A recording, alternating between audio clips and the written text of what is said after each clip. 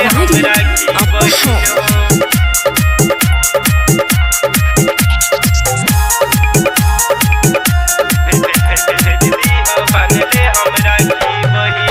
सुनला रही कलाई छुट्टी मिले न घर कोई से आई। सुनला रही कलाई छुट्टी मिले न घर कोई से आई। की लगल बाटे लड़ाई दुश्मन कोइले चढ़ाई न पाई में राखी के दिन हो। भेज दी हो बनले हमरा की बहिन हो। भेज दी हो बनले हमरा की बहिन हो। भेज दी हो बनले हमरा की बहिन हो। भेज दी हो बनले हमरा की बहिन हो।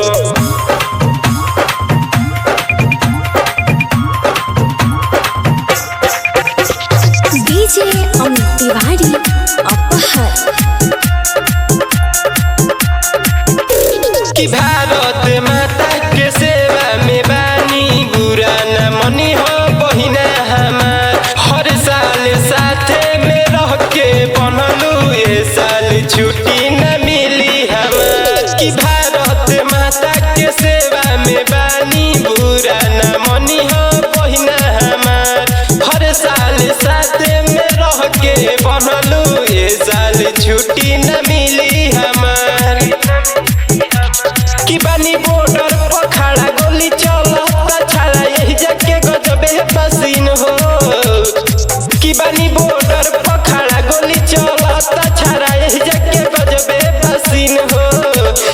भेज दी हो बनले हमरा की बहिन हो। भेज दी हो बनले हमरा की बहिन हो। भेज दी हो बनले हमरा की बहिन हो। भेज दी हो बनले हमरा की बहिन हो। मिक्स बाय मिथुन बाबा।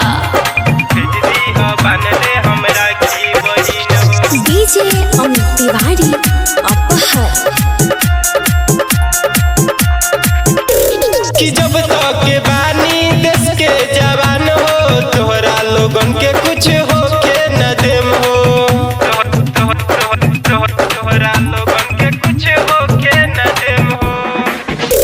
कि जब तक के बानी देश के जवान हो तोहरा लोगन के कुछ हो के न देम हो। बबलू बेदर्दी तोहारे भाई तोहरा से दूर कबो होई न हो। कि बानी देश के जवान रक्षा करे के बाटे काम कुछ करी न पाकिस्तान चीन हो। कि बानी देश के जवान सुरक्षा करे के बाटे काम कुछ करी न पाकिस्तान चीन हो। कि भेज दी हो बनले हमरा की बहिन हो। कि भेज दी हो बनले हमरा की बहिन हो। कि भेज दी हो बनले हमरा की बहिन हो। कि भेज दी हो बनले हमरा की बहिन हो।